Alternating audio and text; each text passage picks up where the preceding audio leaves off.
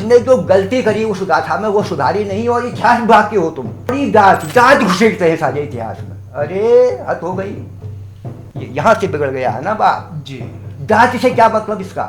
प्रयाग जोशी अगर उसको आप कहना मानते हो, उसका कहा हुआ तब से कह रहा है सन 66 से, जाति नहीं व्यक्ति, व्यक्ति नहीं जाति। बेईमानी इतनी है, चोर हमारा का। भले हैं ये प्लेन से के लोग, ये प्रेस चलाते थे, ये अखबार बनाते थे, ये रजिस्टर बनाते थे पहाड़ के लिए, मर गए थे इतने मर गए थे रहने वाले। ये नकल करते हैं, उतारते हैं, डिग्री ले लेते हैं, पूरे के पूरे उठाए। अरे मेरे पास आते हैं, मेरी ही किताब को नकल करके करते हैं इसमें भूमिका लिख दियो, बिगड़ रखियो। पंडित जी पेशाब छुट्टी दे दियो, हाथ खड़े। केवल टेक्स्ट पढ़ाते समय हिंदी होती थी, वो बाकी कुमाऊनी, बाकी सब कुमाऊनी थे। तो वही सही थे कि ये सही हैं आज। ऐसा भी नहीं कर सकते, ये ऐसा भी नहीं कर सकते, वैसा भी नहीं कर सकते, वैसा भी नहीं कर सकते। तो क्या ना, तो 10-10 मिनट के प्रोग्राम बनाओ, टीवी में पैसा कमाओ, पैसा मांगो लाइन में, इनाम पाओ। ये जो उत्तराखंड की स्थापना दिवस है ना, बांट रहे हैं ना, रुपया कमाओ जाओ। फिर मेरो महात्मा भाई उतारे लोगों के भले बोल लो रुपये। 10 मिनट में क्या होगा, या 1 घंटे में क्या होगा। 22 रात का होता है, बैसी कहते हैं उसको, वैसी होती है। दूर कहीं पोंग पोंग पोंग पोंग पोंग पोंग मडुआ घूरते हुए सारा करता था। तो मैंने उससे पूछा, मोहनदा यार तू खेतन में के गाछ है यो। तब गिरदार कह रहा है मुझसे, दादा आप तुम घर जा, तुम बहुत दिन भर लाको तुम खाई नहीं लो आए, अब है गया मैं बज्जू भले आया और वो काम करा, बिल्कुल को काम।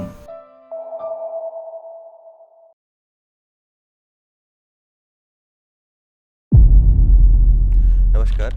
इंटरव्यू की इस सीरीज़ में हम बात कर रहे हैं डॉक्टर प्रयाग जोशी से। उत्तराखंड के लोक जीवन पर अध्ययन करने वाला में डॉक्टर प्रयाग जोशी एक बड़ा नाम है। 81 वर्ष की उम्र में भी वह उत्तराखंड के लोक जीवन के अन्वेषक के तौर पर लगातार काम कर रहे हैं। डॉक्टर प्रयाग जोशी का पूरा काम अपने आप में बेहद यूनिक रहा है। कुमाऊं की लोक गाथा, वनराजी जनजाति और सबसे महत्वपूर्ण सीरा राज्य की बही से जुड़ा उनका काम अनेक अनछुए पहलुओं को सामने लाता है। डॉक्टर प्रयाग जोशी के लंबे काम और अनुभव को एक वीडियो में समेटना मुश्किल है। इस सीरीज़ में हम उनके काम को अलग अलग हिस्सों में पेश कर रहे हैं। आज के वीडियो में वरिष्ठ पत्रकार उमेश तिवारी विश्वास डॉक्टर प्रयाग जोशी से उनके जीवन के शुरुआती साल और लोक गाथा पर बातचीत कर रहे हैं। जरा चिटगाल की वो बताइए, वहाँ समाजशास्त्र जरा बताओ मके। हाँ। और जो स्कूल, प्राइमरी स्कूल के लिए हम सब लोगों जीवन में प्राइमरी स्कूल अद्भुत है। हाँ। आप मुआनी गए हो? मैं मुआनी नहीं गया हूँ। नहीं गए हो? हाँ, आप गए हो? मुआनी से आप जो नहर आई है, उस नहर जाओ तो 9 किलोमीटर पर हमारा गांव है, चिटगाल गाँव। और अब वहाँ मोटर जाने लगी गाड़ी, छोटी गाड़ियाँ जाती हैं। चुनाव में तो तब देख नहीं पाया उधर को, बहुत दिन हो गए। तो चारों तरफ जंगलों से घिरा हुआ गांव है वो। उसके बगल में एक गांव 100 गांव है, एक कांडा है, एक तड़खेत है, और मुख्य गांव गोबराड़ी है। बड़ा अच्छा चौड़ा गांव है, कन्याल लोग रहते हैं वहाँ। तो वो जो चिटगाल गांव है वह हमको दिया था मल्ल राजाओं ने। जब मैं सन 43 की पैदाइश है मेरी जी। तो 5-6 वर्ष बाद देश आज़ाद हुआ। तो तब वहाँ स्कूल नहीं था। एक चंद्र बल्लभ जी थे तड़खेत में, वो पता नहीं कहाँ उन्होंने पढ़ा। ताड़ी खेत से उन्होंने अपर प्राइमरी किया। तो अपर प्राइमरी पूरे पिथौरा अल्मोड़ा जिले में, अल्मोड़ा जिला था तब, अल्मोड़ी में 8 या 10 रहे होंगे। एक ताड़ी खेत था, वह कहते थे लिखना पढ़ना हमने घर में सीखा और इम्तहान देने के लिए ताड़ी खेत गए। और ताड़ी खेत में जाकर के लोगों ने फिर अपने इलाके में अपना बनाया सब। तो इकट्ठे किए बच्चे और एक जगह पत्थरों से बनाया, छानी वानी जैसी बनाई, हिटर हिटर वंश कोनो। तो वहाँ गए, और ब्राह्मणों के ही बच्चे, बाकी हरिजन तो उनको फुर्सत नहीं थी, वो तो खेती करते थे। और जो गांव थे, जागीर के गांव, उसको जागीर के सब गांव आबाद नहीं करते थे, पूरे पहाड़ में यही सिस्टम था। तो जागीर में जैसे जहाँ खाने कमाने लायक खेत है, वो भी 2-3 किस्म के होते थे ना, एक तो तलाऊ होता था, एक उपराऊ होता था। जो जहाँ पानी की सुविधा हो, ठंडक हो, गाढ़ पानी, स्थायी पानी हो, घट पीसने के लिए चक्की चलती हो, उन इलाकों में तो ब्राह्मण बसे सुविधा वाली। और जहाँ पानी की कमी है और जरा कष्ट दूर है, नदी वदी से, वहाँ वो उसको दे देते थे शिल्पकारों को। इनको देते थे जिनके पास जमीन नहीं होती थी। और जमीन केवल ब्राह्मणों के ही पास होती थी, समझो आप, क्योंकि जागीर थी ना उनकी वो। तो उन इलाकों को क्या करते थे वो, कमाओ खाओ, खाई कर को निर्जात, कमाओ खा, खाई कर था वो। और खाई कर घूमते थे, महाराज दे दो हमको, खाएंगे। तो उसमें वो रहे, 1-8 वर्ष गाय बच्चियां पाली, बैल पाले। अगर कुछ निकल गया उसमें, ज्यादातर वो उपराऊ जमीन होती थी, असिंचित जमीन, कुछ निकल गया ठीक है, उसका वो 5वां हिस्सा जागीरदार जो ब्राह्मण है उसको देते थे। और ब्राह्मण जो है वह जितने उसके खाए करी के गांव हैं वहां से वसूल करके वो देता था वहां दरबार में, बड़ा सिस्टम था। तो ये था। तो हमारा वो जो 100 गांव था वो जागीर का था, कांडा जागीर का था, और तड़छेद से लगे हुए आप तो 4-5 गांव हो गए हैं, वो सब जागीर के थे। तो उन जागीरों में जो रहते थे वो खशिया कहते थे उन दिनों जी, खशिया ही होते थे वो लोग ज्यादा। ये जो क्षत्रिय जिनको आप कहते हैं, ये तो बहुत बाद में आए हैं ना, ये बहुत डेवलप्ड स्थिति में आए ये लोग। अभी भी ये लोग उन लोगों से, खशियों से शादी नहीं करते हैं। अब तो यहाँ तो हम खशिया कहने में शर्मिंदा होते हैं, डरते भी हैं। अब तो स्थिति ऐसी हो गई ना, खशिया उनमें मुझे बहुत बुरा मानना, लेकिन वो खशिया नहीं है। और जौनसार बाबर में मैंने काम किया है, रवाई में काम किया है, वहाँ खौश बड़ी इज्जतदार होता है। नकिया खोशिया का तो मैंने आरोल इकट्ठा किया है पूरा, वो बुरा नहीं मानते इसको, खशिया है। तो ऐसे खशियों की यहाँ भी कमी नहीं थी। गढ़वाल तो खस मंडल ही कहलाता था, उस इदारे खस मंडल संकल्प में पढ़ते थे वो। तो ये था।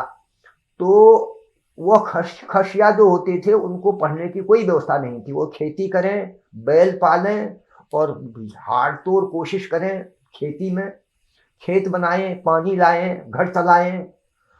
और उसमें कुछ नहीं निकलता है तो छोड़ दिया वो गांव, दूसरी जगह चले जाएंगे। अगर वहीं रह गए वो तो दो पीढ़ी, एक पीढ़ी रहने के बाद वो फिर शिरतान कहे जाते थे। अब खायकर नहीं है वो, अब शिरतान है। शिरतान का यह था कि इतना तुम ब्राह्मण को दोगे। उसमें रिवाज है, बड़े गजब के रिवाज है। लड़की की शादी होगी तो 1 रुपया टिक्का दोगे ब्राह्मण को, जो जागीर उसके नाम से, जिसका जो एक सदस्य है, सबसे बड़ा प्रधान। और आपके यहाँ सावन के महीने अगर बकरी, वो गाय ब्या गई तो उसका 6 सेर, उसका 1.25 सेर घी आप उसको दोगे। आपके यहाँ पालक की बाड़ी में सब्जी होता है तो पहली जो गड्डी है ब्राह्मण को दोगे। अब वह रिवाज अभी भी देवताओं की पूजा में अभी भी है पूरे पहाड़ में, कहीं भी जो मने तो पहले, सबसे पहले देवताओं को दो। गाय 22 दिन जब हो जाते हैं तो गाय का वहाँ दूध चढ़ाओ पहले देवता में। ऐसे ये क्या, ये नियम था। ये नियम बनाए हुए नियम है, ये बहुत पहले के नियम है, ये वैदिक काल के नियम है, ये वैदिक काल के नियम है ये। तो ये धीरे धीरे धीरे डेवलप हुआ ना ये, वो उसमें न्याय परंपरा भी है। और उसको स्मृति ग्रंथ कहते हैं उनको, आशुलायन, बौधायन, धर्मसूत्र है ना उनके, मनु। तो नियम बनाए ना कि ऐसे करो, ऐसे करो, ऐसे करो। वह नियम देवताओं पर भी लागू होते हैं, जाति पर भी लागू होते हैं। तो हमारे यहाँ जो है इस तरह का था तो मुख जगबानी एजुकेशन क्या सिस्टम रहा। पिताजी वो 10 कर्मी पंडित कहते थे लोग, विद्वान लोग। 10 कर्मी माने 10 कर्म जो ग्रंथ है, जिसे ब्याह शादी ये सब होता है, मुखाग्र नामकरण मुखाग्र, वो कहते थे कि मेरे पिताजी ने ऐसे सिखाया हमको। तो काम भी करते रहो, कहीं जाना है रास्ते में चलते चलते बोलते रहो, याद करता रहेगा। और पाथर लाने हैं कहीं से, वो करना है, मतलब पत्थर फोड़ने हैं, कुछ करना है, तो काम भी करते रहो, बोलते रहो, धान भी बोलते रहो, बोलते रहो, वो सीख है। तो इस तरह से बहुत सारे मंत्रों का अवतारण औरतें भी करती थी। हम शकुनाखर गाते हैं ना हम, जी हाँ जी हाँ। मैंने तो इसलिए गीत भी इकट्ठे किए। गीत इकट्ठे किए तो जो ब्राह्मण बोलता है संस्कृत में, वही औरत भी कहती है।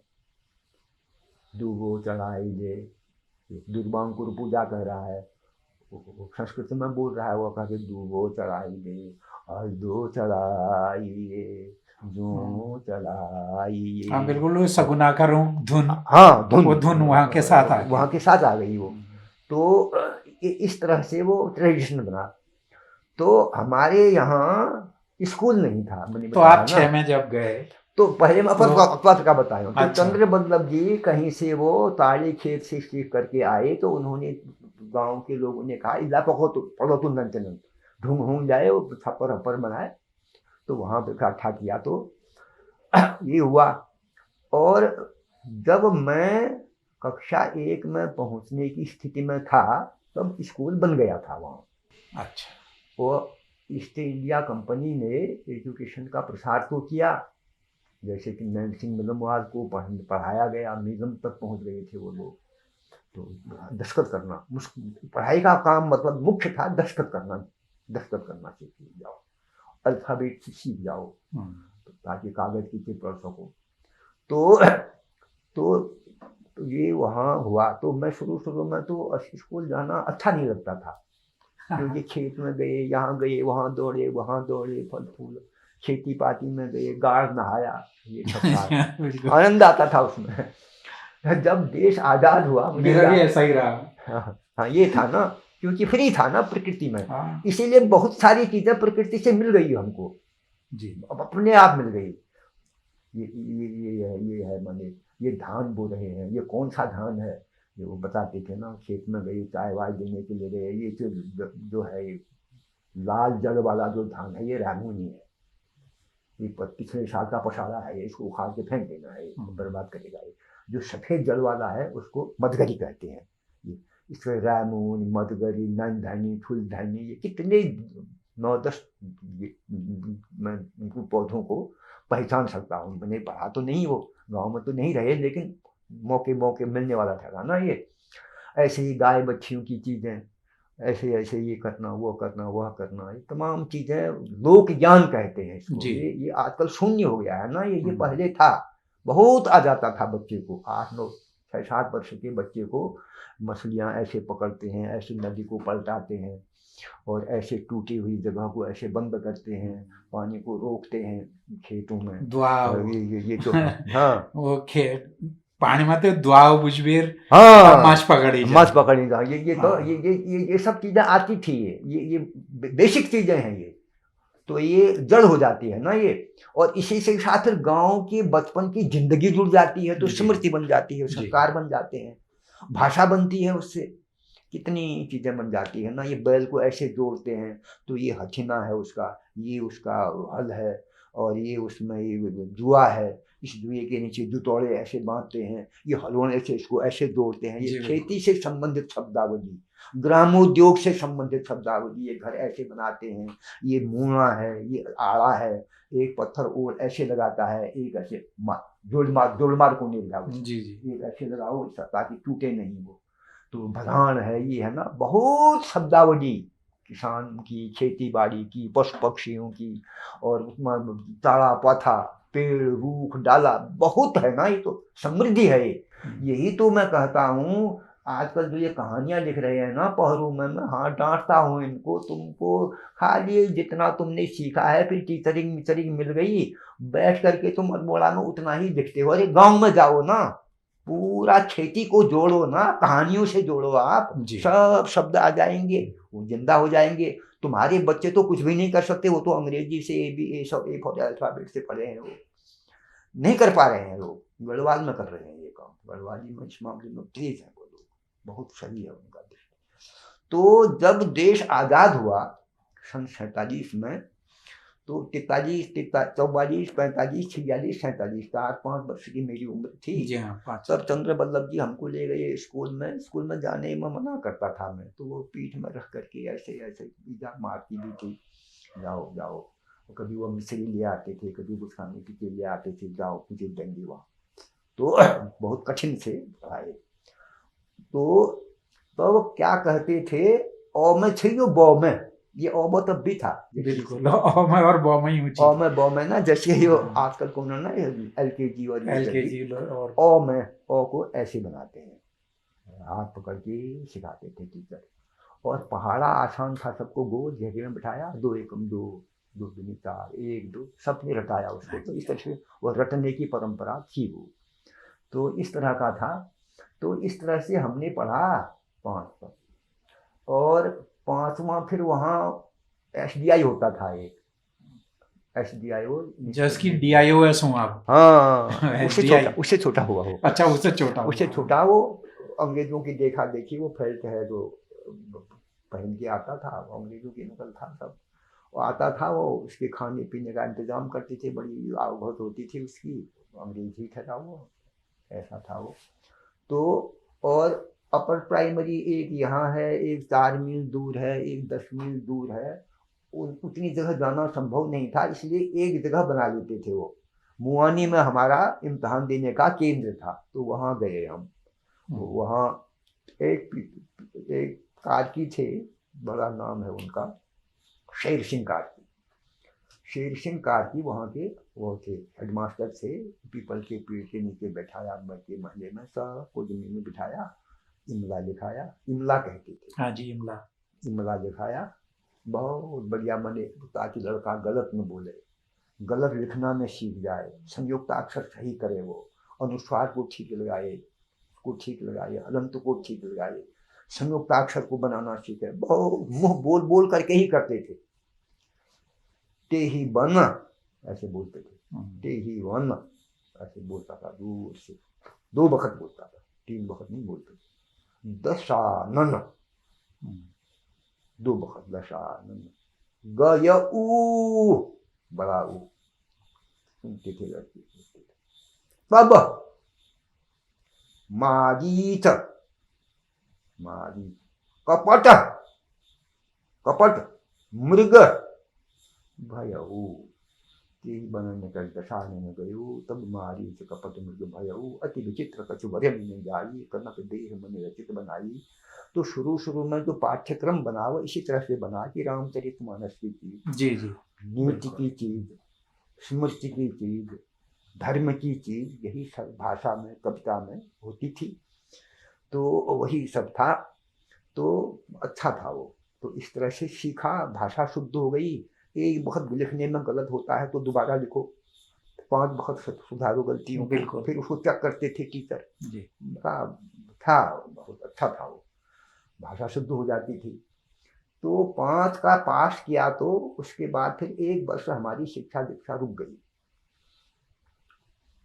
तबियत भी खराब हुई। अब 3 भाई थे हम, पिताजी ने सोचा, बड़े भाई ने तो 8 पास कर लिया, जूनियर हाई स्कूल प्राइवेट था मुआनी में, 9 मील होता था, आजकल 9 मील है वो, 9 मील बच्चे जाते थे, 9 मील आते थे, बीच में गाड़ थी, इतना मुश्किल था पढ़ना, बहुत कठिन था।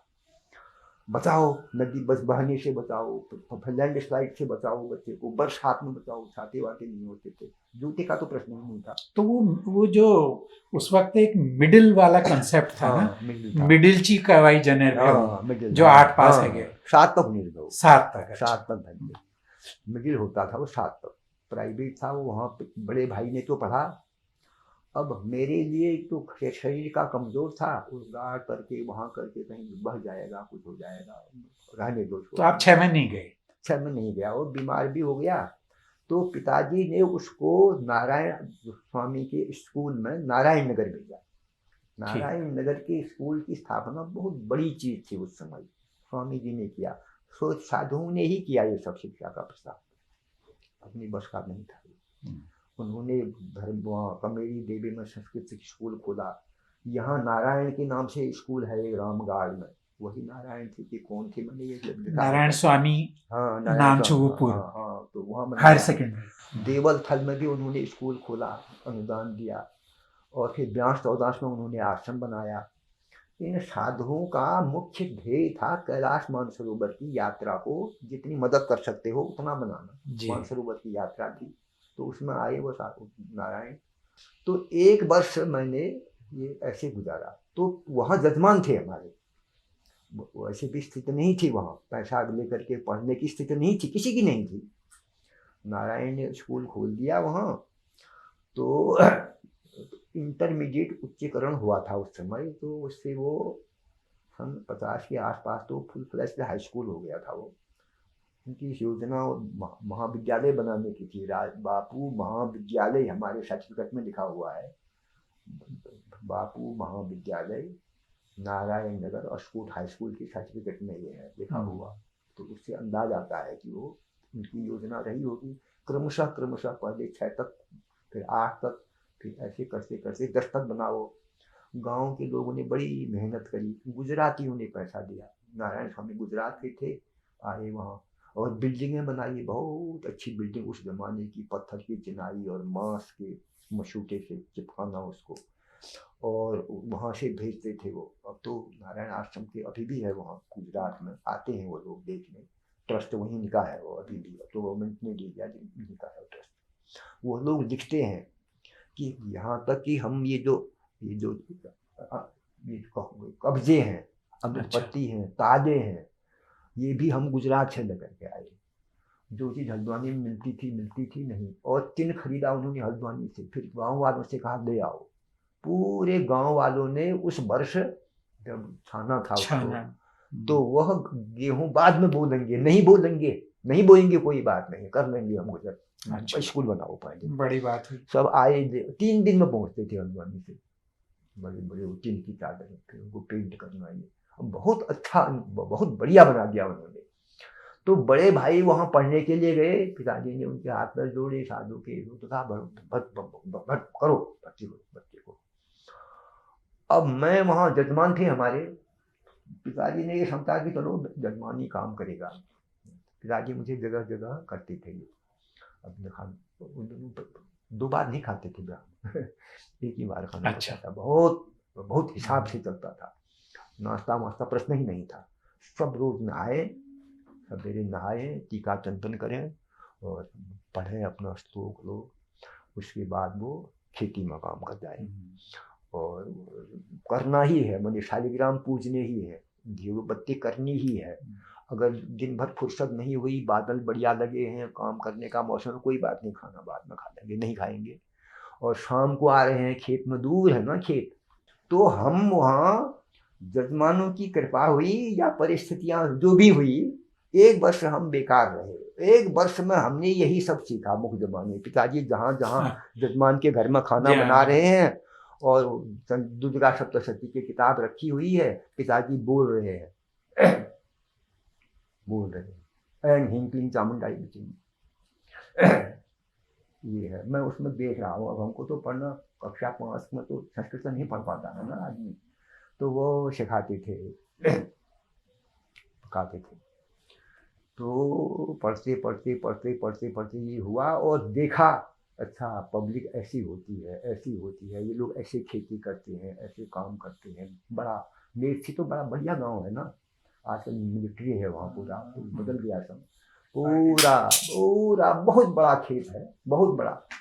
स्कूल से पढ़ के आते थे, देते थे मैदान में, बैलों को गिनते थे, 1 जोड़ी, 2 जोड़ी, 3 जोड़ी, 4 जोड़ी, 5 जोड़ी, पूरी जहाँ जहाँ तक नजर जाती थी 25, 30 जोड़ियां बैलों की। धान मार रहे हैं तो कुन्नू गिनते थे वहाँ से, कौतुक भी हो जाता था, ये भी हो जाता था। अब तो वह गांव भी मिलिट्री ने ले लिया है ना, कम हो गया है, लोग चले गए बाहर। तो ये था, तो लोग मुझको इस तरह से मेरा गुरु बन गया, आप समझो। और जी। लोक गुरु भी बन गया, लोक से सीखा भी मैंने, लोक को दिया भी। और ब्राह्मण का बच्चा है, दूर वृष्टि करने तो आ नहीं सकते पिताजी, तो वो तो 10-12 किलोमीटर दूर है। तो 7 वर्ष में जनेऊ कर दिया, तो करो, जब जरूरत होगी तो बच्चे से कहना। अब श्राद्ध करने कौन जाए वहाँ, 8 आना मिलने वाला था। तो अब वो प्रयागजू आहो बुलाए। अब हम जानते तो कुछ नहीं, अरे ब्राह्मण हो गया, खिलाओ पिलाओ, गाय ब्राह्मण हो गया।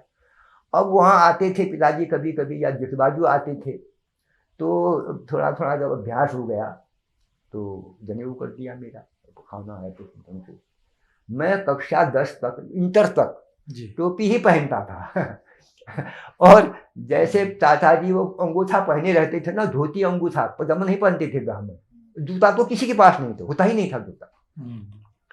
हवाई चप्पल कक्षा 10 में जब हम पहुंचे तब आए वहाँ, ये जो कुमाऊं रेजिमेंट है ना, वहाँ से आई थी मिस्र से, वो लोग लाए हवाई चप्पल। उससे पहले हवाई चप्पल यही बहुत बच्चे थे, पूरा साबर का जूता बनता था कई लोगों के पास, लेकिन वो सब पैदल ही होते थे। तो बहुत था, गरीबी तो पूरे देश में थी, लेकिन वहाँ तो ठंड हुआ था ये सब। तो इस तरह से वो मुख जबानी से देख करके ये हुआ, और पहरावा हरावा से भी। तो अब मैं वो उसको देखते थे वहाँ, तो टोपी होती तो कभी पहनते थे लड़के, खशियों के लड़के तो बड़े अच्छे खाते पीते घरों के थे, और मैं तो ऐसा ही ठहरा। तो लोगों ने मुझको क्या किया कि ये ब्राह्मण है, टीका चंदन नहीं पहनता था मैं, टीका चंदन तो अलग से पहचान लिया लोगों ने, दुबला पतला था। तो सबने मदद करी, और वो उमाकांत शास्त्री थे, उन्होंने कहा संस्कृत पढ़। तो संस्कृत वो, अब छोटी सी किताब होती थी, इतनी थी नहीं मेरे पास। तो उमाकांत शास्त्री ने कहा एक किताब ले जा, तू कल ले आना, इसको लिख ले। और कॉपी को जो बचे हुए पन्ने होते थे बड़े भाई के, उसमें उतार लिया सब। अब उन्होंने राम शब्द के रूप पढ़ाए। तो लिखते लिखते मुझे याद हो गए। लड़कों से कहा सुनाओ, कोई नहीं सुना पाया, मैंने तो हाथ खड़ा किया, सुना दिया। उन्होंने कहा देखो ऐसे करते हैं। तो इस तरह से मुझको समझो आप, लिखने का अभ्यास आज भी है। मैं जब तक 2-3 पन्ने रोज के नहीं कर लेता हूँ, मुझे इच्छा ही नहीं होता वो पूरा ना। तो अभी मैं एजुकेशन में ही हूँ समझो आप जी, और वो नहीं होता है ना कहीं। तो उसके बाद फिर आप ये इसके बाद जो है आप डीएसबी आए फिर?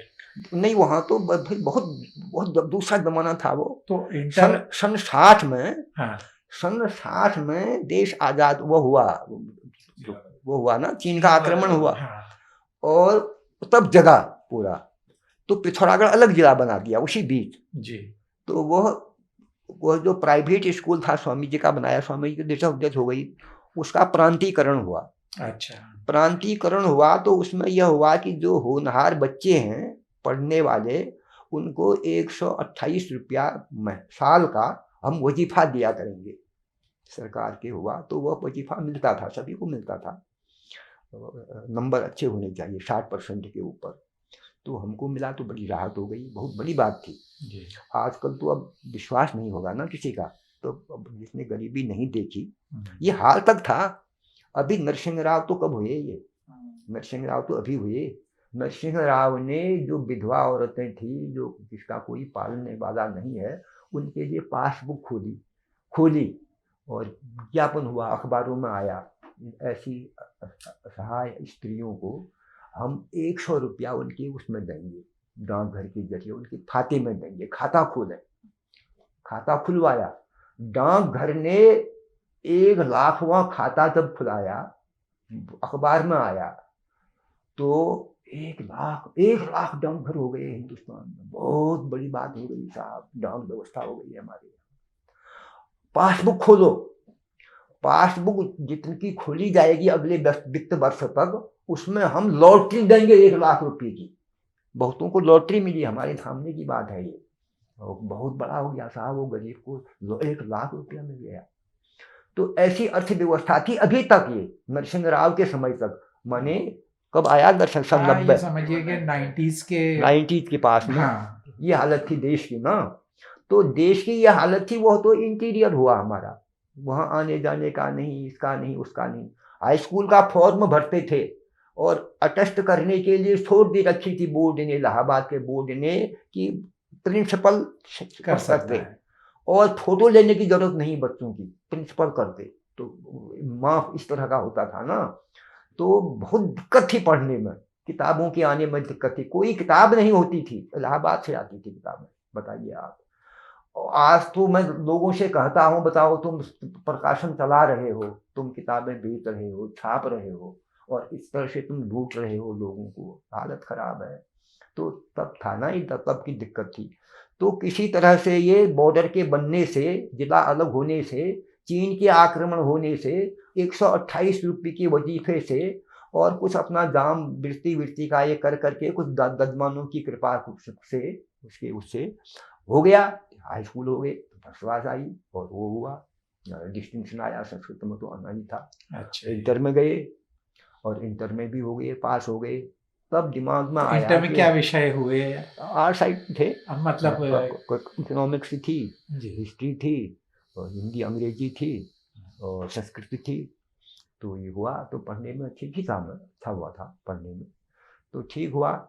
और पर पता नहीं कैसे हुआ, भगवान जाने कैसे हुआ। मैं तो कहता हूँ कभी कभी, ये करने वाला कोई और है, हमने नहीं किया। हाँ हाँ। मैं नैनीताल चला आया, तो यही नैनीताल हुआ। वहाँ कोई रिश्तेदार थे या ना कोई नहीं ऐसे ही थे, आया?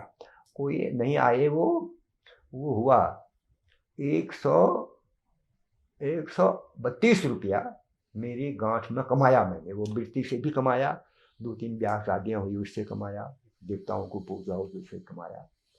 तो पोटली में बांधा और मैं चल पड़ा। मैं नहीं जानता था कि नैनीताल कहाँ है, क्या है। अच्छा एक छत्र सिंह नाम का हमारा सीनियर था, हमसे 1 वर्ष सीनियर, अच्छा, छत्र वो सिंह पॉलिटेक्निक में पढ़ने के लिए आया था नैनीताल में, पॉलिटेक्निक में। जी जी। तो छुट्टी में वहाँ आया वो, उससे पूछा मैंने, उसने कहा बहुत बढ़िया जगह है नैनीताल। तो मैंने कहा मैं नहीं हो सकता हूँ वहाँ। उसने कहा हो क्यों नहीं सकते हो, लेकिन ठंडा बहुत है, कोट चाहिए वहाँ, तो पैंट चाहिए, खर्चीली बहुत जगह है, तो कोशिश करो।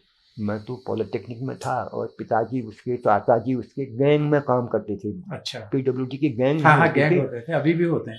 हाँ, वो गैंग जो थी 29 रुपया देती थी 1 महीने में उनको, सवेरे फलवा लेकर के जाते थे बेचारे। बड़ी उससे मुराद से उन लोगों ने पढ़ाया उसको, पढ़ने में तेज था, सिविल इंजीनियरिंग में उसने।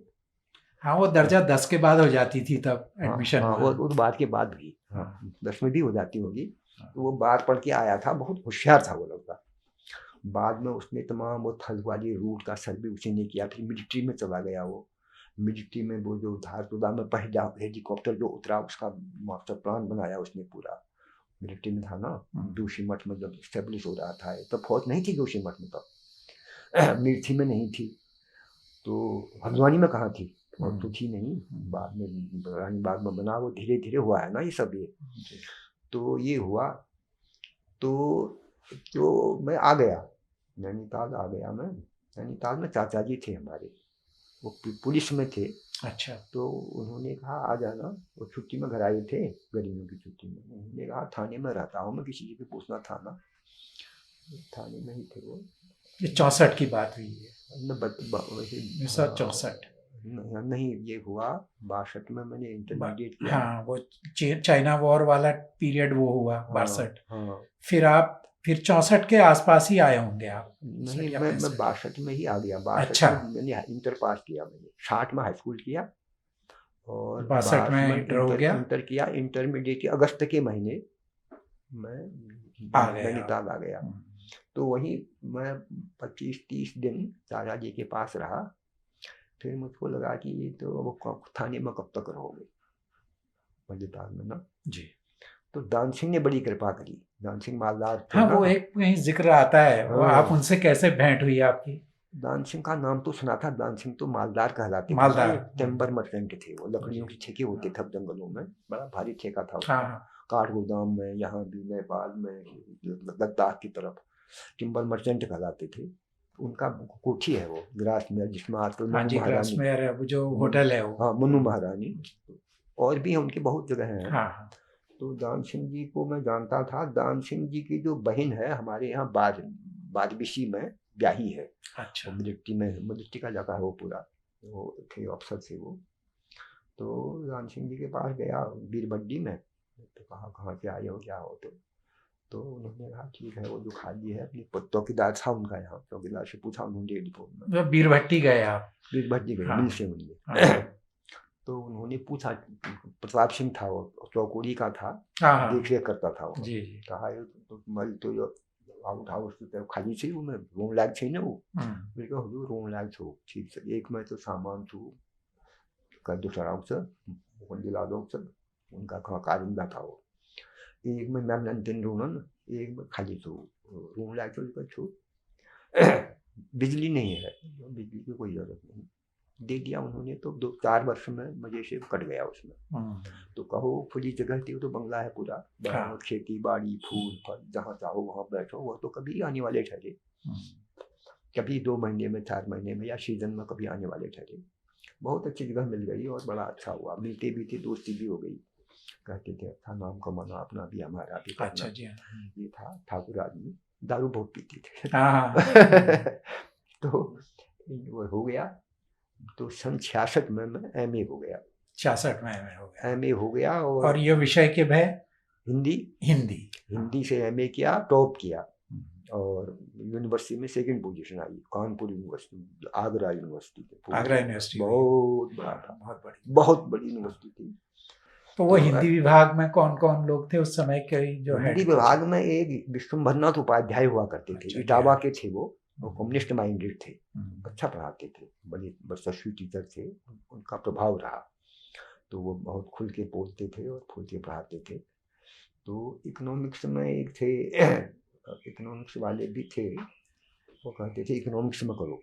अच्छा। अब मुझको लगा कि हिंदी ठीक रहेगी, क्योंकि हिंदी में मैं जो चाहूँ वो पढ़ूँ, जी हाँ जी हाँ, आसानी से मिल जाएगा। हाँ। और ये था कि मैं इसमें काम करूँगा तो मैं लोग के बीच में ही जाऊँगा, ये दिमाग में था। हाँ, ये बड़ी बात थी ना, हाँ, आपके दिमाग में ऑलरेडी था वो। था, देखे हाँ। थे मैंने गाँव ना, समझा था। बड़ी भारी आठों होती थी वहाँ, अरे ऐसी तातरियाँ होती थी ठाकुरों के यहाँ ना। तो मेरे दिमाग में था, मैं प्रभावित था उन दिनों से, ये करूँगा मैं। तो हो गया। तो ये मेरे लिए अच्छा रहा, क्योंकि मैं भटक तो गया, पहाड़ से बाहर चला गया, लेकिन मुझे यकीन था कि मेरे पास डिग्री अच्छी है, उन दिनों नौकरियां मिल जाती थी, हायर एजुकेशन मिल जाती थी। जी बिल्कुल। तो मैं नहीं गया कहीं, मैं करूँगा इसी काम को। तो उसमें मैंने 6-7 वर्ष लगाए, वो अच्छा बन गया, और उसमें बेस बनाया पूरा ना, कि ये गाथा ऐसे इकट्ठी करनी है। फिर गाथा गायक एक हमारे यहाँ मोहन राम था। हाँ, मोहन राम का नाम सुना है। मोहन राम था, बहुत बढ़िया गायक था वो। तो वो जब मैं एमए करने के बाद घर गया, तो चाचा जी एक कमरा बना रहे थे अपने घर के बगल में, उसमें वो पत्थर फोड़ रहा था, वो पत्थर सार रहा था गाड़ से। तो वर्षा हो गई, तो थोड़ी देर के लिए वो रेस्ट करने हमारे दरवाजे में बैठा। अच्छा। तो मैंने उसको देखा था, वो हुड़की बॉल गाता था वो। हाँ, बचपन में मैं वहाँ गया तो नहीं, शेरे में देखा होगा पहले। हाँ, दूर कहीं वो पोंग पोंग पोंग हाँ। पोंग पोंग पोंग मडुआ गोलते हुए सारा करता था। तो मैंने उससे पूछा, मोहनदा यार तू खेतन में क्या गाछ है यो? हाँ। हंसने लगा वो। हाँ। गुस्से तुम तो साहब भैया, साहब है गो था, हाँ। तो की जरूरत है तुम जो मिल जो है पूछ रही हो मैं की बात से। बोले पवाड़ गानो, पवाड़ की भी पवाड़। तो बोले कहो इतिहास दो, मैं जो कहेगी इतिहास। बोले रतन चंद इतिहास। अच्छा।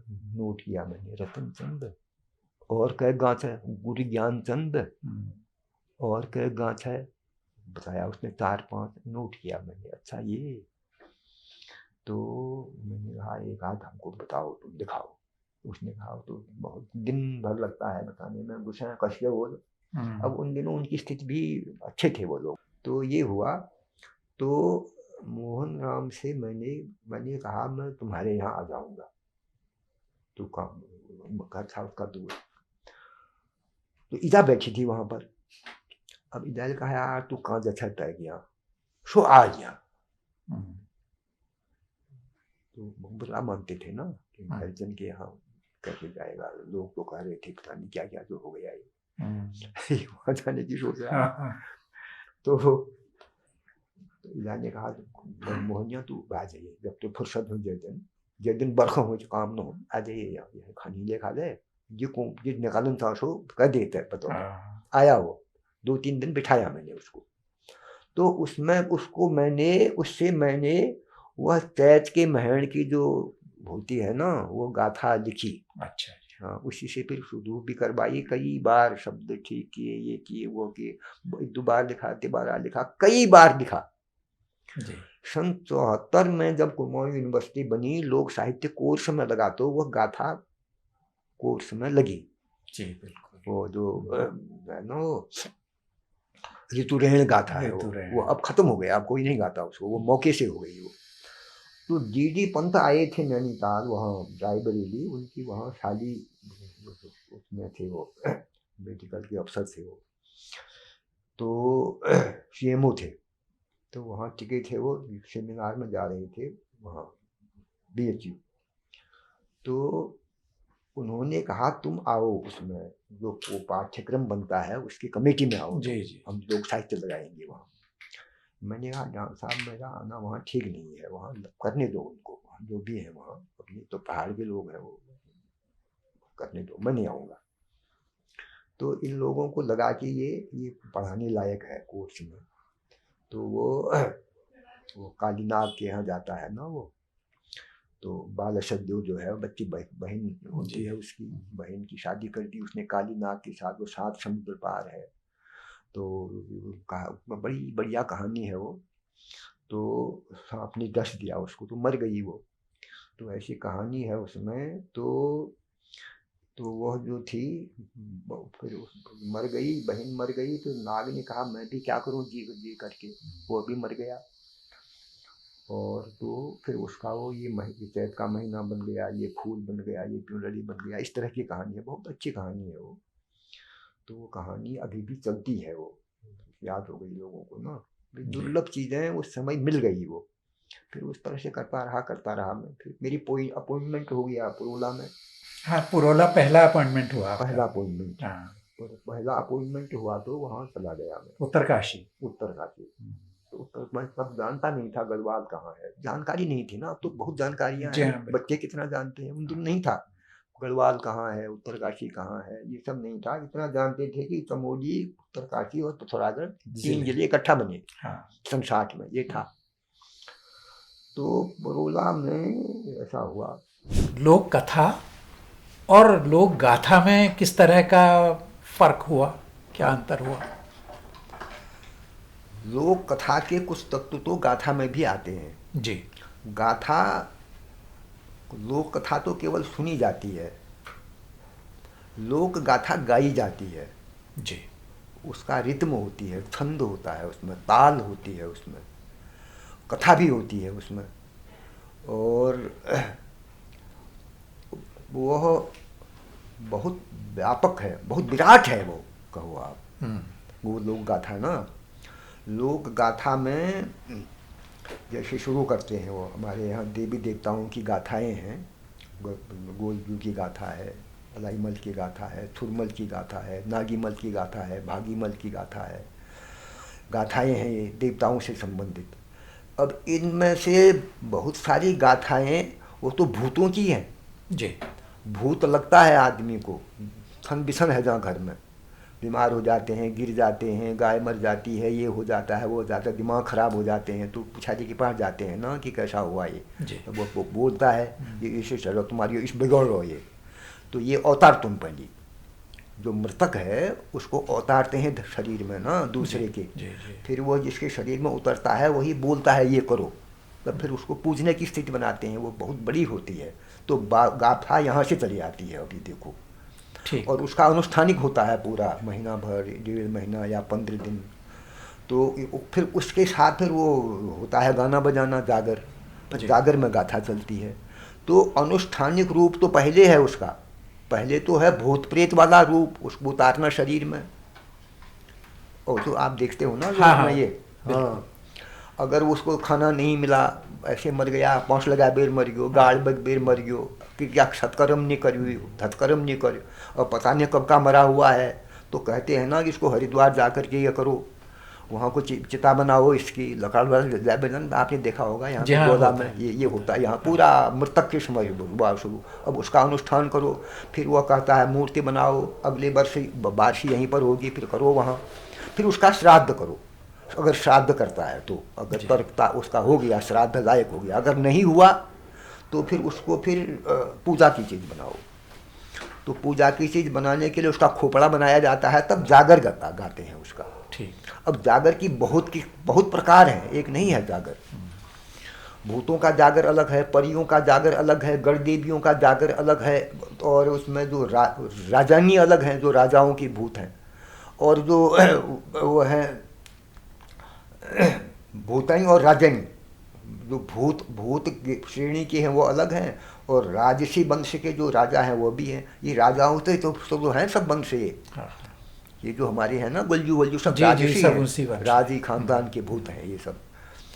तो ये है, तो इस तरह से वो बहुत विराट हो जाती है, और अंत में क्या होता है, गाथा के अंत में फिर उसको ढोल दमुआ नगाड़े के साथ, जोड़िया मुरली के साथ, ताल में, छंद में उसको फिर नचाते हैं उसको जी, और नचाते नचाते वो कांपने लग जाता है, फिर तो वो देवता हो जाता है। अब कहाँ वो भूत से शुरू हुआ देवता बन गया, तो गाथा तो बीच का एक टुकड़ा है खाली जी। इस तरह है ना, इसलिए कह रहा हूँ विराट शब्द, विराट है, विराट शब्द है ना। तो ये है गाथाओं का। अब उसमें क्या है कि जो जैसे ये गाथाएं हैं, इनके जो गायन से जुड़े हुए, क्या मतलब उनका कोई जातियों से भी इस तरह का संबंध है? जातियों से संबंधित है, गाथाएं जातियों की भी हैं।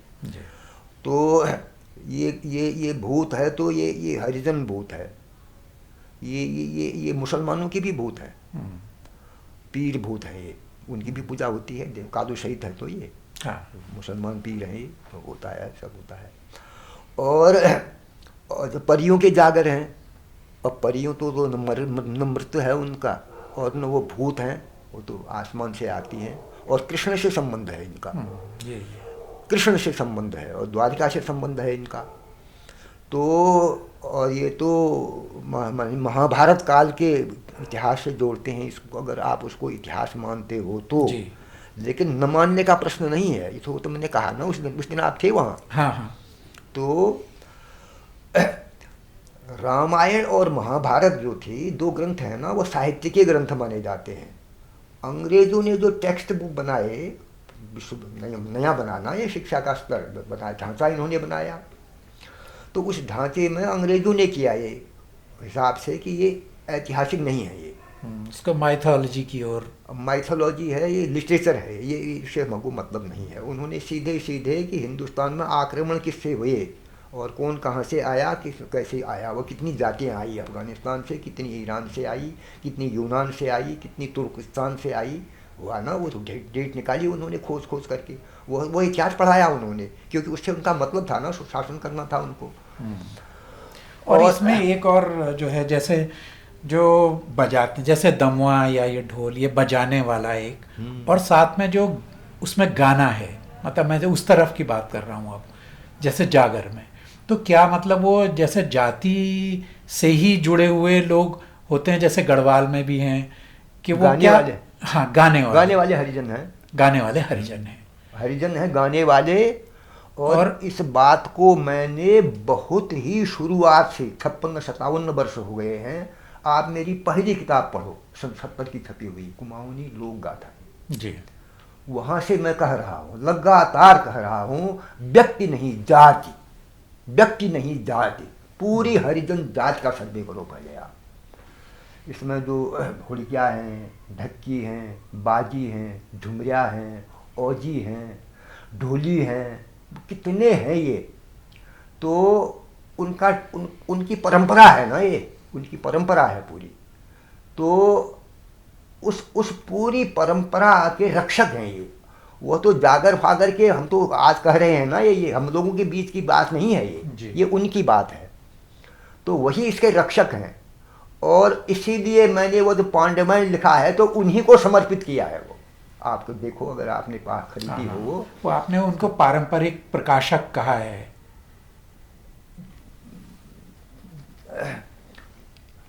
अब प्रकाशक का अगर आप मानते हो, प्रकाशक प्रकाशक माने जो कोई को प्रस्तुत कर रहे हैं, जो प्रस्तुत कर रहा है, हाँ। वो प्रस्तुतिकरण कर रहा है। वो एक किस्म से वो प्रकाशक भी है, जी हाँ। क्योंकि मैं जब बस कह रहा हूँ तो प्रकाशित तो हो रही है बात ये। जी हाँ। अब उसको अब वह प्रस्तुत कर रहा है, क्योंकि उसमें नृत्य भी है ना, जी उसमें ताल है, उसमें छंद है, उसमें धुनियाँ हैं, और उसके बाजे के प्रकार हैं। बहुत बड़ा हिसाब है, वो सिखाते हैं ना बच्चों को। जी जी। ये झूल लगो, आप झूल लगाएगा झूल वो। लगाएगा। ये झाड़काट मोड़काट लगो, उसको लगाएगा वो। लोकल भाषा में वो वर्गीकृत है वो धुनियाँ। जी जी। तो उसको जब आप उन्हीं के लोगों को ट्रेंड करोगे और फिर उनके साथ शास्त्रीय संगीतज्ञों को बिठाओगे आप, ध्वनि तो पकड़ लेगा ना वो।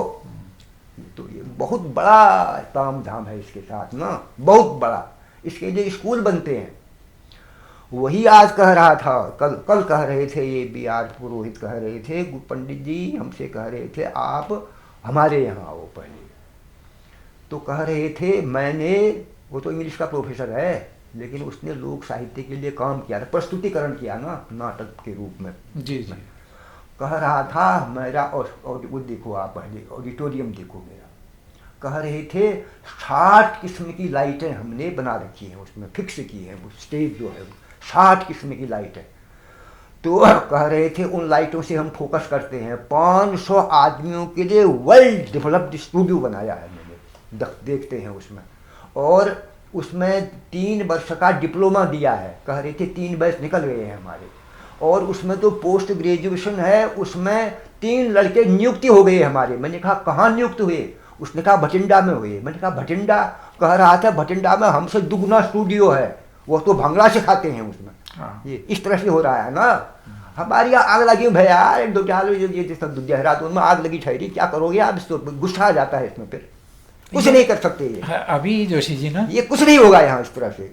सारे कितने ग्रुपों को दे रहे हैं ये पैसा, जिसको देखो। परसों हुआ था ये, वो कितना ताम झाम बनाया उसने, वो लाए गाय बनाया, इसका बनाया, उसका बनाया। वही उनका जो तरीका है वो पुराना बचपन से हम देख रहे हैं, नाचने गाने का उतना ही है, बस उसमें नई चीज़ नहीं जोड़ पा रहे हैं। और नई चीज़ कैसे जुड़ेगी उसमें? एक कहानी की किताब आई, उसमें विमोचन हुआ था जब पिछली बार कौतिक लगाया इन्होंने मेडिकल कॉलेज के पास। उसमें वो किताब आई पंत जी की, जीवन चंद पंत जी की किताब आई वो। उस किताब में उसने एक कहानी लिखी है चांचरी। उस चांचरी पर मैंने रिव्यू किया है, 3 पृष्ठ लिख कर तैयार हुआ है, अभी करूँगा, उसको छपेगा वो। चांचरी को बनाया है उसने। चांचरी के 12 जोड़ गाते हुए देखे उन्होंने, और उस पर उन्होंने कहानी बनाई। तो उसको मैं हिट कर रहा हूँ। तो उसमें मैं लिख रहा हूँ, चांचरी से बड़ा ग्रुप डांस उत्तराखंड में कोई नहीं है जी। इससे बड़ा सामूहिक नृत्य नहीं है, मैंने जहाँ तक देखा है। और 50 आदमियों की नाचने गाने वाली स्त्रियों की टीम इकट्ठी करो और 6 महीना रिहर्सल करो। 6 महीने रिहर्सल करके इसको राष्ट्रीय नाट्य अकेडमी में प्रस्तुत करो। वहाँ भारत में टॉप करता है कि नहीं ये। और इसमें जो 11 भाषाओं की जातियाँ हैं, ये 11 भाषाएं बोलने वाले, उनके अगर जातियों के हिसाब से करते हो, उनकी वेशभूषा लाओ। रंग समाज की ये है, बोटियों की ये है, जाड़ों की ये है, तोलछाओं की है, मारछाओं की ये है, और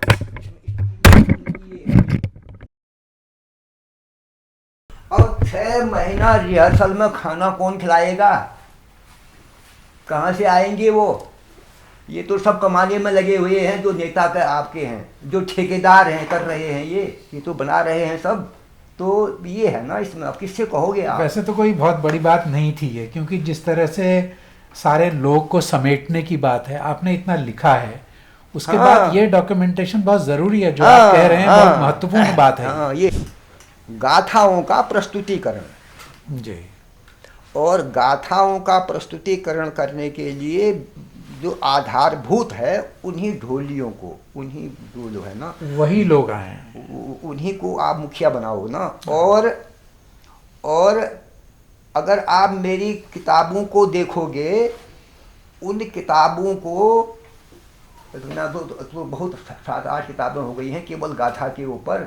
कहीं भी आप नहीं ढूंढोगे कि ये प्रयाग जोशी विशेषज्ञ है। लोग कहते हैं विशेषज्ञ हो आप, मैं कहता हूँ कहाँ पढ़ा तुमने, मेरे अक्षर पढ़े हैं तुमने, दिखाओ कहाँ लिखा है मैंने विशेषज्ञ। विशेषज्ञ होगा तो उन्हीं में होगा कोई, हम तो खाली उसको वह कर रहे हैं ना, उसके प्रमोटर हैं हम। होना चाहिए जैसे प्रमोटर है ना, ये हम होना चाहिए, यही तो कर रहे हैं हम। और ये जो हम कर रहे हैं तो बहुत छोटी है, बहुत ही छोटी जुगनों की तरह है, ये नमूना है, ये नहीं है, बहुत बड़ा है गाथा, बहुत विराट है ये, और बहुत बड़ी धरोहर है, बहुत बड़ी धरोहर है वो। और हरिजनों ने संभाला उसको। इतिहास लिखने वाले तो मर गए, लिखा ही नहीं किसी ने, भूल गए। कुमाऊं में इतने वर्ष शासन रहा, 500 वर्ष, 500 वर्ष में शासन करने वाले 2 राजाओं के नाम बताओ। इतिहास के प्रोफेसरों से पूछो, नहीं मालूम किसी को। ये कॉलेज खोल दें 100, 300 खोल दो, 1000 खोल दो, क्या करोगे उससे? जब जड़ ही काट दी आपने, काट तो रहे हैं जड़ों को, ये पेड़ों को, ये तो खैर पलट जाएंगे, प्रकृति तो पलट जाएगी, ये नहीं पलटेगी बाद में। तो जब आप उसमें हो ही नहीं, आप हिस्ट्री से संबंधित नहीं हो, आप पुरातत्व से संबंधित नहीं हो, आप नहीं खोज रहे हो चीज़ को, पैसा नहीं दे रहे हो आप, और नाच गाने के लिए आप ये कर रहे हो, अजीबो गरीब तमाशे कर रहे हो, रुपया फाँक रहे हो, जैसे पत्तों से गिरते हैं ऐसे फाँक रहे हो, तो ये तो नहीं रहेगा ना, कोई कुछ नहीं होगा ना, इससे विकृति होती जाएगी। मर गए लोग सब, अपने मारे सब हुआ। कोई एक आदमी नहीं आया, मैंने इतना जिंदगी खपाई इसमें, कोई एक आदमी नहीं आया कि जो इसको करे, मेरी तरह से करे। कोई नकल करते हैं, उतारते हैं, डिग्री ले लेते हैं, पूरे के पूरे उठाए। अरे मेरे पास आते हैं, मेरी ही किताब को नकल करके करते हैं, इसमें भूमिका लिख दियो, फिर मैं डांटता हूँ बुरी तरह, भगो यहाँ से। ऐसे नहीं होता है ना। एक जरा सा आप जो लोक गाथाओं में और जो लोक देवताओं के संदर्भ में, मतलब जो गाथाएं जो हैं वो लोग, ये देवता जो हैं लोक के, उनसे किस तरह से जुड़ी हैं गाथाएं? और लोक से भी, देवताओं से भी जुड़ी हैं और इतिहास से भी जुड़ी हैं।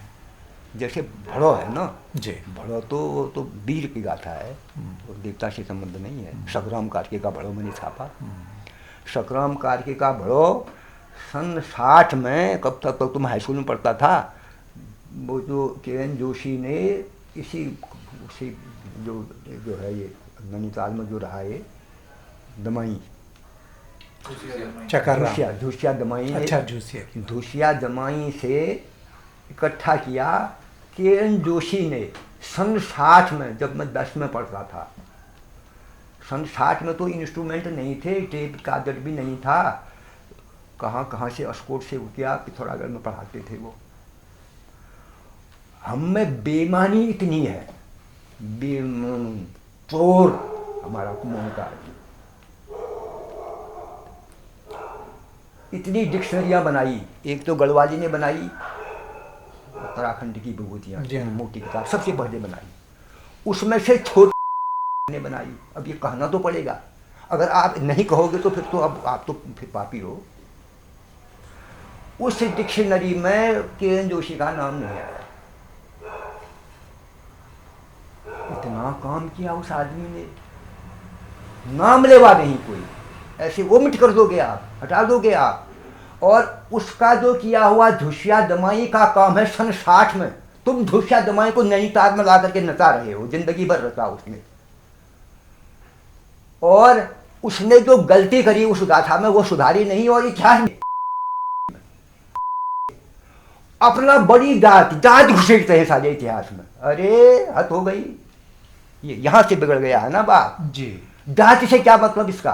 प्रयाग जोशी, अगर उसको आप कहना मानते हो, उसका कहा हुआ तब से कह रहा है सन 66 से, जात नहीं व्यक्ति, व्यक्ति नहीं जात, जात माने हरिजन, लाओ उनको कहते कोई गणा हुड़िया गयो तो गयो न गयो बराबर। अब ये है ना, तब क्या करोगे आप ऐसे अध्यापकों से और ऐसे रिसर्चरों से और ऐसे बड़ जातियों से, बड़ जातियां, जाति को घुसेड़ते हो इसमें, हुआ ना ये तो बहुत बड़ा विरोध है इसमें, बहुत बड़ा बौखलाएगा जब आदमी, तब होगा ये। क्या होगा ऐसा होगा, कहो नहीं, सब विकृतियाँ हैं ये है ना। और अंत में क्यों होना, ये तो पानी थन फलाना फलाना हो रहा, ये तो पंत है वहाँ का, और क्या पंत है, गांव के नाम को जो जाति से जोड़ करके, ये किसने किया ये, राजनीति में तो ये थे, चंदू के साथ ये थे, अंग्रेजों के साथ ये थे, गोरखों के साथ ये थे, बना लिए ने अपने अपने बड़े घर बना दिए, बढ़िया ताज धाम बना दिया, अल्मोड़ा में जागीरें बना दी, लोन ले लिए लड़कियों की शादी में, ये कर दिया वह कर दिया, नाश कर दिया इतिहास का, इतिहास का नाम लेवा कोई नहीं। और वह कह रहा है, कल बी आर पुरोहित कह रहा है, ये जोशिया दमाई की जो गाथा आपने बनाई, और वो बनाई तो उसकी थी वो के एन जोशी की, सन 60 में बनाया उसने, लेकिन वो छप नहीं पाई, आदमी मर गया ना, वो प्रूफिंग ठीक से नहीं हुआ। खैर उस दिया उसको, बरेली के प्रकाश बुक डिपो के सिंगल को दिया। भले हैं ये प्लेन्स के लोग, ये प्रेस चलाते थे, ये अखबार बनाते थे, ये रजिस्टर बनाते थे पहाड़ के लिए, मर गए थे इतने मर गए थे रहने वाले ये पहाड़ में, आज जो करोड़ों में खेल रहे हैं ये। कोई प्रेस नहीं खोल सकता था यहाँ, कागज यहाँ था। मुझे याद है कक्षा 3 में जब हम पढ़ते थे तो हाजिरी लगाते थे पंडित जी कहते थे हम, वो तो मेज में कुर्सी में बैठते थे, हम जमीन में ऐसे बैठे होते थे, तो और कहते थे ये रजिस्टर भीतर रखियो, पहाड़ी बोलते थे सब लोग, जी जी भीतर रखियो, पंडित जी पेशाब छुट्टी दे दियो, हाथ खड़े बखर। केवल टेक्स्ट पढ़ाते समय हिंदी होती थी, वो बाकी कुमाऊनी, बाकी सब कुमाऊनी थे। तो वही सही थे कि ये सही हैं आज। अब उसमें क्या हुआ, जब वो कहते थे रजिस्टर भीतर रखियो, तो रजिस्टर पलट करके मैं देखता था, तो उसमें गुप्ता ब्रदर्स मंडी धनौरा की छपी हुई किताब, अब भी याद आता है। धनौरा तो मैंने तो अब देखा जब गया गाँव से वहाँ, धनौरा कहाँ है, धनौरा से छप करके आता था, रजिस्टर तक पहुँचता था वहाँ। उपस्थिति पंजिका, हाजिरी रजिस्टर। अब बताओ आप, ये थे, ये आदमी थे, ये कैसे खानदान थी इनकी, कैसे कुल थे इनके, क्या बड़ापन ओढ़ रखा था इन लोगों ने, और इसने सब मिटा दिया इतिहास को। और इतिहास के ही प्रोफेसर हैं ये, बताओ। गिरदा मर गया, गिरदा को जब लाए हम नैनीताल से, भयंकर वर्षा थी, ये रास्ता बंद था, वहाँ से लेकर के आए, इस रास्ते से आए, खुरपाताल के रास्ते से, उसमें एम्बुलेंस था, ये था, तो उसमें गिरदा था, गिरदा की औरत थी, और शेखर पाठक थे, दो आदमी, लोचन शाह था, और एक वह आदमी था जो वो जो धुशिया दमाई के यहाँ से वो गाथा दे करके आया था। उसने जो रघुनंदन सिंह तोलिया ने सरकार से, तोलिया तो बड़े काम के आदमी थे, ये पैसा दे जाओ लाओ, ये लाए वहाँ से। गिरदा ने उसको बनाया, मोटी किताब है, उसको कंप्यूटर में किया उसने, रखी है। तो यहाँ जब पहुँचे तो बेचारा मरणासन अवस्था में था। जब यहाँ सब भीड़, यहाँ तो सब भीड़ इकट्ठी हो गई, यहाँ गए वहाँ गए, ऑपरेशन कर दो, ये कर दो, डॉक्टरों ने मना किया, कहा दिल्ली ले जाओ, नहीं करेंगे हम। किसी तरह से गिरदा की औरत ने हाथ पैर जोड़े, पैरों में पड़ी, वो कहा कर दियो, कहा उससे करो, फिर एनेस्थीसिया को बुलाओ, एनेस्थीसिया, लेकिन कहा मैं नहीं करूँगा, हाथ नहीं लगाऊंगा, मैं जहाँ ले जाना है ले जाओ, जो कुछ करना है कर लो। भीड़ देखी उसने, नहीं हुआ, तो ये तो सब उसमें लग गए। उसमें गिरदा लेटा था वहाँ, गिरदा के पास शेखर पाठक था, मैं भी था वहाँ खड़ा।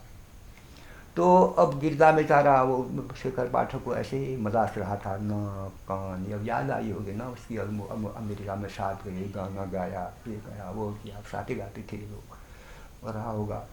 तो फिर शेखर पाठक तो वहाँ चला गया, एनेस्थीसिया के डॉक्टर को मनाने, मैं खड़ा था वहाँ। तब गिरदार कह रहा है मुझसे, दादा आप तुम घर जा, तुम बहुत दिन भर लाको तुम खाई नहीं लो आज, अब है गया मुझ बच्चों भले आया और वो काम करा बिल्कुल को काम, वो जो झोशा डुमाई बचे हम ले आ मिलकर कई पास हो, वो जो एम्बुलेंस में पछाड़ बटी बैठो जी, ऐसे कहा गिरदार ने। वो नैनीताल में जो डीएसबी कॉलेज है उसकी जो लैब है इतिहास की, उसमें है वो काम करने वाला तय पास। अब माने तब से कितने वर्ष वो नैनीताल में रहा, कितना इन्होंने उसको नचाया, कितना इन्होंने उसको भुनाया। वह जो भड़ो गा रहा है उस भड़ो को सुन नहीं दिया इन्होंने। इसमें टेक्स्ट क्या है, ये किसकी लड़ाई किससे करवा रहा है। गढ़वाल के राजा की लड़ाई अल्मोड़े के राजा से हो रही है चंपावत में। 7 आक्रमण किए लक्ष्मीचंद जोशी, लक्ष्मीचंद पंत ने, लक्ष्मीचंद गढ़वाल पर। गढ़वाल का राजा मानशाह था। मानशाह ने कहा हद हो गई साला, यही बहुत 2 बहुत 3 बहुत 4 बहुत 7 बहुत कर दिया है, पिद्दी है। उसने फौज उतार दी चंपावत, फौज उतार दी और उनका जो ये पैग छिपा करके लाए थे चंपावत में उसको निकाल करके ले आया। वो कहा भस्म कर देंगे तुझे।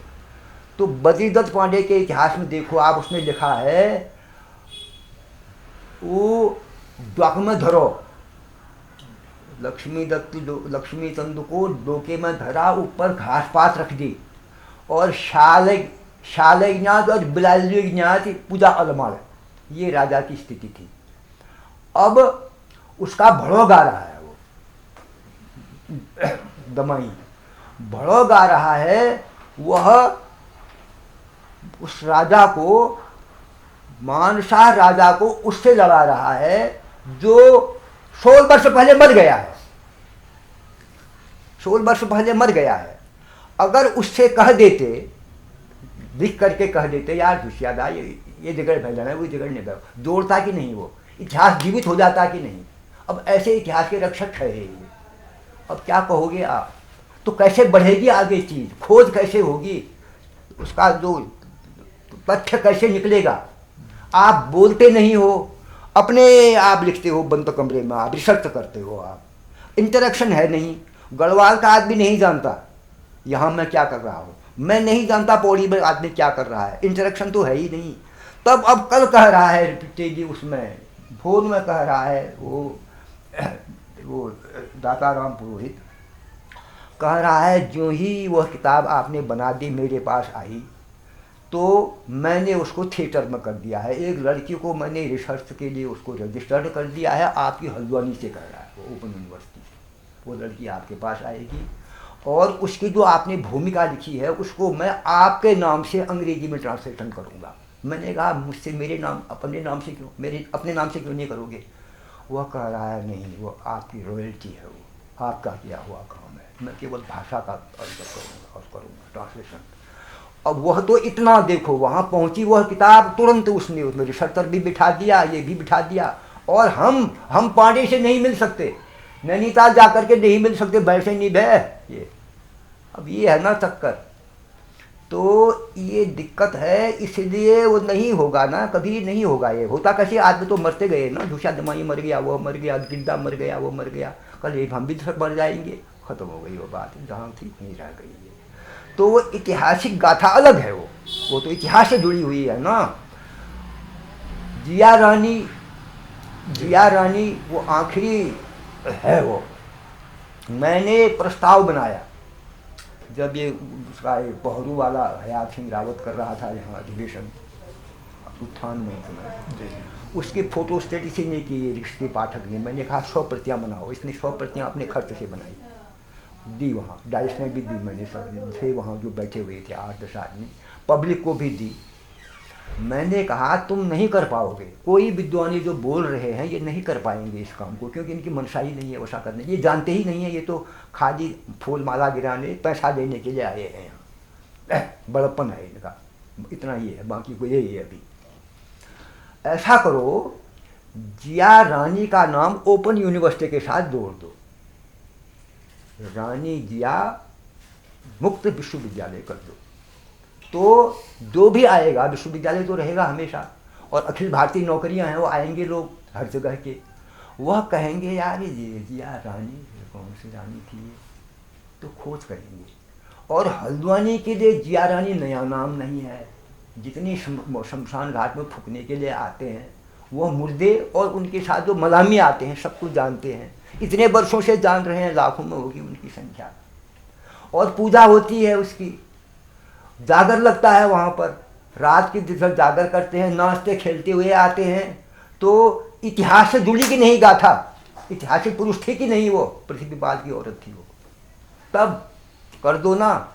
अरे हमसे करेंगे प्रयाग जोशी की क्या औकात है ये काम करने की, ये है ना। तो ऐसा भी नहीं कर सकते, ऐसा भी नहीं कर सकते, वैसा भी नहीं कर सकते, वैसा भी नहीं कर सकते, तो क्या ना, तो 10-10 मिनट के प्रोग्राम बनाओ, टीवी में पैसा कमाओ, पैसा मांगो लाइन में, इनाम पाओ। ये जो उत्तराखंड की स्थापना दिवस है ना, बांट रहे हैं ना, रुपया कमाओ जाओ, ये है चक्कर ना। मूल चीज़ है ना। लोक गाथा देवताओं की भी है, वो अलग है, और जो ये है इतिहास की वो जागर है, वो अलग है, उसकी गाथा अलग है। और ऐतिहासिक जो जुड़ी हुई है उससे इतिहास निकलेगा, छानना पड़ेगा, ढूंढना पड़ेगा, किंवदंतियों में होगा, मुहावरों में होगा, लोकल भाषा में होगा, स्थान के नामों में होगा। नाम तो आज के नहीं है ना, हर जगह के नाम है, नाम तो ख़त्म नहीं होते, उनसे होगा, खोजोगे ना तब होगा। और इतने स्कूल खोल दिए आपने, 200 बनने वाले, 100 से ऊपर डिग्री कॉलेज, वो तो वहीं के मास्टर हैं, वहीं के पढ़े लिखे हैं, वहीं की भाषा है, और वो लोक गाथा हिंदी में पढ़ा रहे हैं, तब तकशिय हो लो। अब इसमें एक और था कि जो लोक देवता हैं जिनको किसी न किसी तरह हम याद रख लेते हैं लोक गाथाओं के बहाने, जागरों के बहाने, तो उनके भी वो भी विलुप्त हो रहे हैं। जैसे कि आज मतलब कई बार हम कल्विष्ट को मुश्किल से याद कर रहे हैं। ये जो भूत है ना जी, भूत देवता हैं, चाहे वो पब्लिक के देवता हों या राजाओं के देवता हों, जो जब तो खाखन बुकन से जय जय है, वो तो लगेगा हमेशा, उसका जागर तो जिंदा रहेगा है ना, वो लगेगा वो। और जो ये न्याय करने वाले देवता हैं वो रहेगा, लेकिन छोटा रहेगा वो, ठीक, क्योंकि वो जो आएगा जगरिया वो तो मोटरसाइकिल में आएगा, 2,500-4,000 5,000 रुपया लेगा, पेट्रोल फूक के आएगा वो, और उसके पास इतना टाइम नहीं है, दिन में तो और भी काम करता है वो, इससे गुजर होगा नहीं। तो वो ऐसा ही होता है, ये देखता हूँ मैं, लोगों में यहाँ भी लगाते हैं जागर घरों में, पता चल जाता है कि जागर लग रहा है किसी के यहाँ, बाजी से पहचान लेता हूँ ना मैं। और शाम को आता है, दिया हुआ जगाया, सब पूजा वूजा तैयार कर रखी है उन्होंने, हे मेरो महात्मा का उतारने लोगों के, भले बोल लो रुपये, 10 मिनट में क्या होगा या 1 घंटे में क्या होगा। 22 रात का होता है, बैसी कहते हैं उसको, वैसी होती है, 22 रात का होता है ना। अब 22 रात तक जो चीज़ गाई जाती है वह किस छंद में है उसका स्टडी, वह जिसके वाद्य में है उस वाद्य की स्टडी, और उसका जो बोल बालते हैं उसके जो टेक्स्ट है, भाषा अलिखित रूप है, उसको लिख करके पढ़ने लायक बनाओगे तब उसको इंस्ट्रूमेंट में लाओगे आप, तो पूरा विद्या पड़ी हुई है, पूरा क्षेत्र खाली है, तो कैसे होगा, नहीं होगा। तो ये संरक्षण किस तरह भी हो सकता है, आप क्या सोचते हैं? मतलब मैं बहुत, हालांकि आप उस बारे में बहुत कुछ कह चुके हैं, हाँ। लेकिन फिर भी मैं एक जरा कैटेगरिकल होके पूछना चाह रहा हूँ कि एक तो ये थोड़ा जातिवादी व्यवस्था जो हमारी आज बची है, जैसी भी ये बची हुई है आज, उसके पर्सपेक्टिव में, और ये सब जो जागर के और उनके वो हैं, इस बीच ऐसा हुआ है, शिक्षा बढ़ी है, साक्षरता बढ़ी है, और पिछड़े हुओं में और ये बैकवर्ड में ज़्यादा बढ़ी है, उसमें ज़्यादा अधिक बुद्धिमान आ रहे हैं जी। तो अब उसमें ऐसा है, जो गायक वर्ग के लोग आ रहे हैं उनको वजीफ़ा दी रही है और सरकार भी उनकी तरफ है, उसमें जो पढ़े लिखे लोग हैं उनमें से कोई आए। जैसे एक अखबार में खबर छपी, वो पंकज उप्रेती ने छाप दी वो खबर, कोई एक हरिजन है, उसने एमए किया है इकोनॉमिक्स से, बीएड भी किया है, वह जागर लगा रहा है कहीं। तो उसको मैंने चिट्ठी लिखी, अब वो जो उत्तर नहीं देगा, मैंने कहा तो क्या जागर लूँ था यार, तो ऐसा ऐसा बताया जैसे आप बता रहे हो। उसने कहा पंडित जी हम तो इस तरह का जागर नहीं लगाता, मैं मेरे दूसरे किस्म के देवता हैं वो, मैं नागों का जागर लगाता हूँ। अच्छा। मैंने कहा उसका इससे, उसने कहा ना उसको अलग चीज़ है, वो बताते हैं ना, वो हाँ। वही बताते हैं ये अलग है वो अलग है ना, तो उन्हीं में से कोई करे तैयार ना, तो ये असंभव नहीं है, क्योंकि इसमें पैसा भी है अब, और इसमें पॉपुलैरिटी भी है, व्याख्या वो भी है, तो एक रास्ता तो ऐसे निकल सकता है इसका। और इसमें मैंने उसको बताया, लिख करके दिया कि तू यार उस लाइन में तो है, भले ही तू पर्टिकुलरली उस गाथा में नहीं गए, लेकिन दूसरे में है तो तू पकड़ लेगा इसको अपने अगल बगल में। तो उसने कहा मैं जगतमल का जागर लगाता हूँ। मैंने कहा तो जगतमल का भी लगा और सुरमल का भी लग जाएगा, उसी में भूत का भी लग जाएगा, भूत की दिवाली भी आ जाएगी। इसीलिए मैंने क्या किया है, जो पांडवैण गाथा है उसको मैंने समर्पित की है साक्षर जगरिया उनकी पीढ़ी को। आप लोगों के लिए नहीं है वो किताब, वो किताब पीएचडी करने वालों के लिए नहीं है। एक और जरा सा एक सवाल और थी कि जैसे देवता हैं, लोक देवता हैं, क्या लोक देवताओं के में भी जैसे कि उनमें ज़्यादातर औरतें नहीं हैं, मतलब लोक देवता मर्द छन ज़्यादातर ने, तो वो ये किस तरह हुआ होगा? क्या वो एक सामाजिक उसकी वजह से होगा ये, या और कोई जाति के लिए, मतलब जाति से तो है, जाति से है, जाति है। और महिलाओं का न होना, महिलाओं के साथ जैसे दोहरा मापदंड था ना, वो वहाँ भी है, वहाँ भी है, वहाँ भी है। ठीक हो गई बात। हाँ। इतने से साफ हो गई। हाँ। और जो ये है कि जाति वाला भी है, जाति वाला ज़्यादातर जो लोक देवता हैं, अगर वह लोक देवता सवर्ण है तो उसका जो भूत होता है उसके साथ भी एक भूत है, सवर्ण ही पूछते हैं उसको, अलग होगा वो मंदिर के नीचे, वहाँ वो खाना बनाएगा, वो पूज रहा है, उसका पुजारी भी हो गया, वर्ण व्यवस्था वहाँ भी आ गई है। ऐसे सुरमल के साथ भी होगा, वो भैरव के साथ भी होगा, उसके साथ भी होगा, उसको हर दिन। वो ब्राह्मण हो हैं, वो ब्राह्मण होता है, ब्राह्मण तो जो मंदिर है उसमें तो होगा, वो उसका मंदिर भी है, उसका मंदिर भी है, और मंदिर के साथ भेलुआ भी है ना, भेलुआ में हरिजन होगा, वो हरिजन होगा। अब जैसे वो देवी है, वो है गढ़ देवी नहीं, वो गढ़ देवी तो दूसरी चीज़ है, वो जो देवी नहीं है महाकाली, वो जो है भगवती जो वहाँ की है, वो दसौली की कोठीगाड़ी, अब वो लगती है वो देवी, लेकिन उस देवी के साथ जो आण बाण है, आण बाण छन्नवीर, वो हरिजन पूछते हैं उसको, मुर्गा वही काटेंगे, छपड़ा वही काटेंगे, ग्वाण वही काटेंगे, नीचे ये होगा। तो और अब तो बकरी भी थोड़ा दूर काटने लगे ना, वो जब से वो हत्या हो गई वहाँ, और वो जरा वैष्णवीकरण हो रहा है उनका भी, बहुत तेजी से हो रहा है। मतलब कई बार जैसे कि नैना देवी के मंदिर का है, हाँ। अब वो लोग कहते हैं कि बलि होती है और वो एक तरफ लोगों को वो है, अब पहले होती भैंसा, थी, हाँ पहले होती थी भैंसा, होती थी, देखा हमने। हाँ।